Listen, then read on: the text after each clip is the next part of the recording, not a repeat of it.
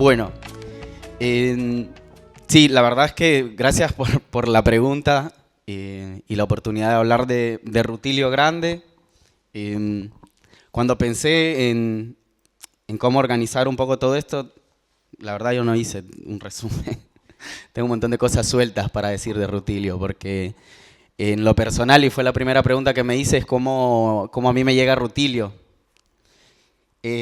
Y primero, la relación que encontré ahí es que mi familia es de Chalatenango, que es el departamento en donde está Aguilares, en concreto el Paisnal, que es de donde nace Rutilio, que es un pueblito un poquito más alejado del área metropolitana de San Salvador. Y siempre mi familia era de un pueblo de por ahí, entonces siempre pasábamos por ahí. Es más, siempre íbamos cuando mi familia migró a la capital, con un montón de gente en esos años. Y cuando yo iba para la Nueva Concepción, que era el pueblo de mi familia, siempre parábamos en Aguilares.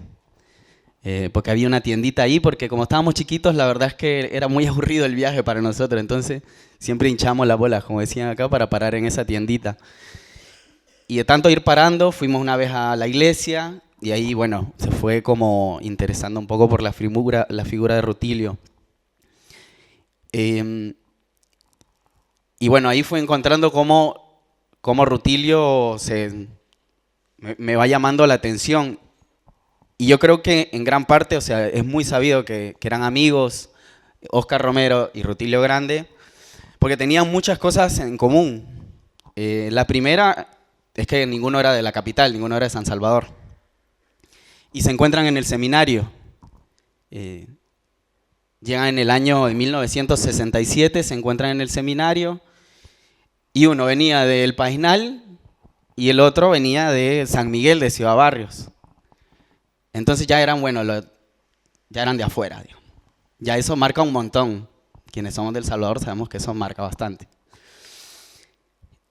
Pero Rutilio tenía algo muy particular que tiene que ver con su historia de vida, que es haber vivido, nacido y crecido en la pobreza.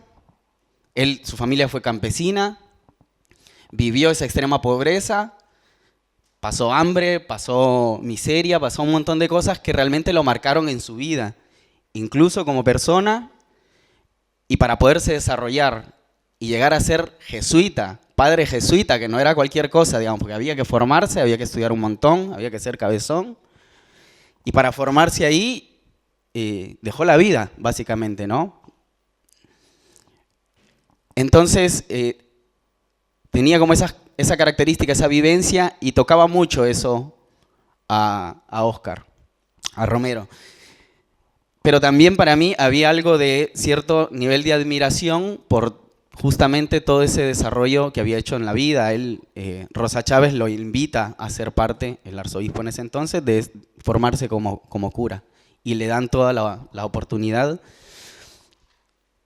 Y él puede formarse y conoció un sinfín de lugares, ¿no? Gracias a eso estuvo en Venezuela, en Panamá, se formó en Ecuador, estuvo en Bélgica mucho tiempo, también en España. Y cuando él vuelve a El Salvador, él pide llegar a ser párroco de la iglesia de su pueblo, que en ese momento era Aguilares, no la parroquia. Y ahí lo que él hace, bueno, primero tenían esa similitud, ¿no?, de venir de afuera, pero tenían también otra cuestión que era algo de sus grandes diferencias y tenía que ver con cómo se leía todo lo que estaba haciendo el Concilio Vaticano II, toda esa influencia que estaba viviendo la Iglesia, esa gran transformación. Y a Rutilio lo convocaba totalmente, ¿sí? Él había estado en Ecuador justamente por eso, como por comenzar a formarse. Algo que estaba ocurriendo en el 68. Y que en la Conferencia del Episcopado Latinoamericano de Medellín él se siente totalmente interpelado. Óscar Romero no tanto. ¿No? Le parecía que era un montón, que no era por ahí, no la veía, digamos, en ese tiempo. Y entonces tenía una suerte de que eran como de antítesis, y sin embargo eran grandes amigos, ¿no? Porque en el momento en que se encuentran, que se conocen, se vuelve un gran confidente Rutilio de Romero. Y uno se admiraba al otro por sus grandes habilidades. E incluso cuando a Romero lo ordenan, lo nombran monseñor, están obviamente los grandes sombrerotes, digamos, de todos de la arquidiócesis, y está Rutilio con su traje así bien humilde, y eso es una foto que le da vuelta a todo el mundo, y él está en la misa también de cuando lo nombran monseñor, porque era alguien muy cercano a Romero. Pero cuál era también, para mí, y esto es quizás lo más importante, decir que Rutilio beato, fue beatificado hace 2 años, en enero. Y a mí me parece como, si vamos a nombrar santos, que lo dijiste muy bien vos, Óscar, o sea, es muy importante, fue muy importante cuando canonizan a Romero, pero también justamente todo el mundo dice, bueno, y Rutilio, con todo su recorrido, ¿por qué no canonizarlo, no nombrarlo santo? Y alguna de las cosas importantes que hizo Rutilio tiene que ver justamente con el trabajo de base. Cuando él lo nombran ahí cura de la arquidiócesis de Aguilares, él comienza a hacer un trabajo con el campesinado, sus vecinos, digamos, sus amigos, sus conocidos, y los que eran parte de la iglesia. Y una de sus grandes preocupaciones era de que el campesinado pudiese entender lo que se leía en la misa, básicamente, ¿no? Y poderles hablar a través del Evangelio. Entonces hacían grupos de estudio, y ahí estaba también en ese momento naciendo parte de lo que ahora le llamamos la educación popular, y era la preocupación por poder aterrizar este tipo de conocimiento, que era el estudio de la Biblia, y poder inspirar a través de él. Y eso fue parte de su gran obra, haber sembrado las semillas para que el campesinado se comenzara a organizar. Que luego viene la Federación Campesina, bueno, viene el FECAS, la UTC, vienen grandes organizaciones, y la base de esas organizaciones, su semilla había sido las comunidades eclesiales de base.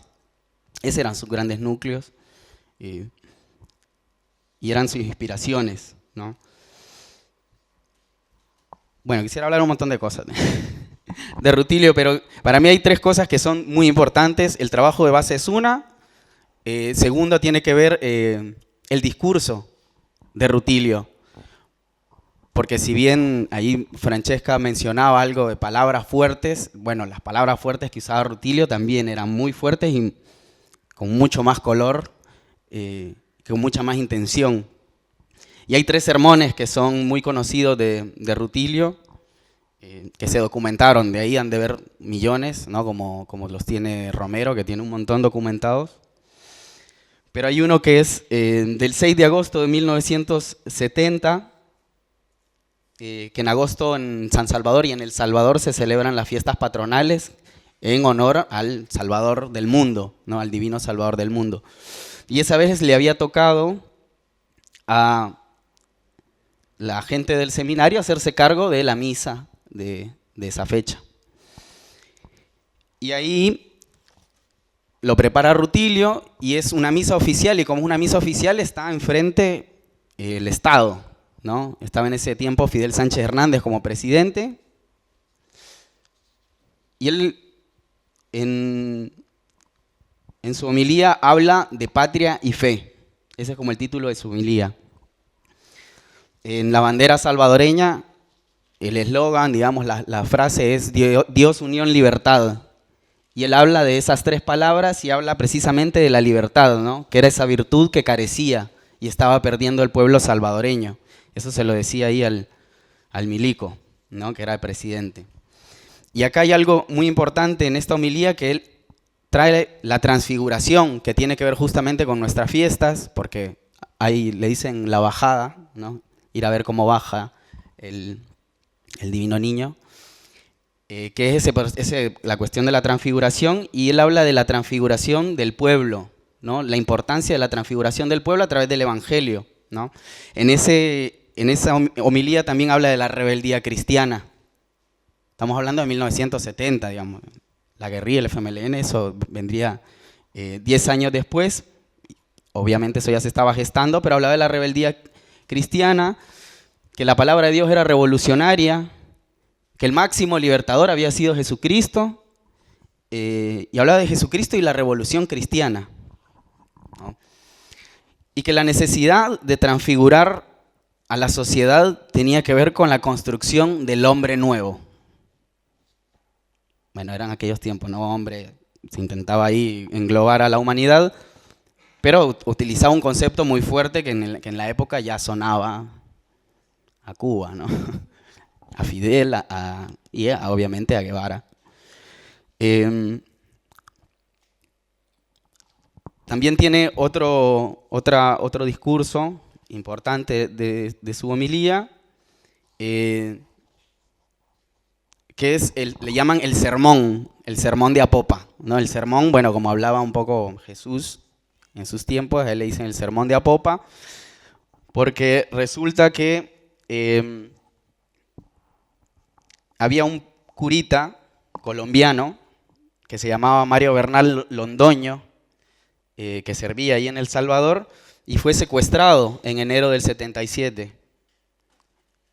Gracias. Lo secuestran, se lo llevan, después lo liberan. Y él ahí lo que denuncia es esa persecución que ya comenzaba en la iglesia, ¿no? Secuestraron a un cura colombiano, o sea, no es nacional. Si bien lo liberan, que después no va a ser para nada la regla,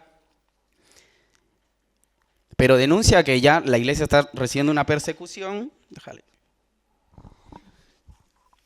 Y bueno, da un sermonazo enorme que divide en 3 partes, ¿no? Habla de la igualdad de Dios, del riesgo a vivir el evangelio y bueno, el padre perseguido, padre Mario perseguido como Jesús de Nazaret. Y en ese sermón lo que quiere dejar en claro es que están viniendo por todo, digamos, y que hay lugares que son focos en donde la justicia no llega, si bien no llegaba en todo el país, pero hay lugares en donde esa injusticia se está viviendo de una forma muy grande. Bueno, si bien lo decía Óscar cuando asesinan a Rutilio, conmueve muchísimo a Romero. Es alguien que representaba, si bien su amistad, pero también para mí, y esta es mi lectura, lo que Rutilio significaba para él era el cuadro orgánico de base, digamos, ¿no? El cura, que mismo siendo cura jesuita, con una serie de cuestiones que eso trae, es alguien que elige estar con su pueblo, que elige volver a su casa, a su pueblito, en el Paisnal, en Aguilares, y ser asesinado ahí, ¿no? Porque él lo asesinan junto con otras 2 personas más. Uno es un bicho de 16 años, el otro tiene 70 años, campesinos, ¿no? Y ahí es donde a Romero más lo conmueve en la homilía, en el discurso que da para la misa cuando lo velan a Rutilio. Le empieza a poner un montón de títulos. Me imagino a Romero conmovido, le dice Rutilio el hermano entre los pobres. También le decía la antorcha en lo alto, ¿no? Siempre lo trajo a la memoria Rutilio como alguien que era faro, como él había que ser. Y la radicalización de Romero tiene un puntapié que es muy visible ahí, no solo en su discurso, no solo en las opciones que toma, sino en las medidas que comienza a tomar como alguien que representa en El Salvador a la máxima autoridad de la iglesia. Nunca más vuelve a participar de ningún evento protocolar que tenga que ver con el Estado. Hasta que no haya justicia por Rutilio, decía él, yo no participo más de ningún tipo de actividad. No se presentaba. El domingo hace una gran misa, deja las misas del arzobispado, que se hacían en distintos horarios, y se va y dice, la misa va a ser ahora en la catedral, y la llena, la catedral de San Salvador, ¿sí? Entonces empieza a tomar esa serie de medidas y bueno, después viene todo lo discursivo y sin duda el compromiso que termina siendo lo que lo llevó a su asesinato y a su martirio. Bueno, yo para terminar quería traer quizás algunas frases de Rutilio que me parece que son muy importantes porque reflejan también su mirada, digamos, y su praxis. Y decía, les voy a leer 3 frases, si me dan chance. O sea, amigos, volvamos al Evangelio, volvamos al pobre pueblo, ahí se nos aclara cuando se mira turbio el horizonte de nuestro caminar pastoral. También decía, en el cristianismo hay que estar dispuestos a dar la propia vida en servicio por un orden justo, por salvar a los demás, por los valores del Evangelio. Y una última, que es muy famosa, dice, somos hijos de esta iglesia y de esta patria que se dice del divino Salvador del mundo. No vale decir, sálvese quien pueda con tal de que a mí me vaya bien. Nos tenemos que salvar en racimo, en mazorca, en matata, o sea, en comunidad. Esta última frase a mí me generaba muchísimas cosas y me mandé a hacer una remera una vez, que ya no me queda, por cierto. Porque para mí es como una síntesis y da cuenta de la habilidad que tenía Rutilio. Era de trabajar con el pueblo, es decir, nos tenemos que salvar en colectivo. Y habla de la mazorca, que es el maíz, de la matata, que es una bolsa que se cuelga, que se cuelga y para llevar cosas, que lo utiliza mucho el campesino. Y dice, bueno, y cierra, o sea, en comunidad. Y eso era lo más grande que le aportó Rutilio, ser el cura pobre que se formó, que volvió a la iglesia, que estuvo con su pueblo y que fue asesinado por denunciar las injusticias que estaba viviendo el pueblo salvadoreño. Como dijeron, fue asesinado en marzo, el 12 de marzo de 1977 y ya El Salvador ya se sabía que le venían momentos muy duros. Así que eso, muchas gracias.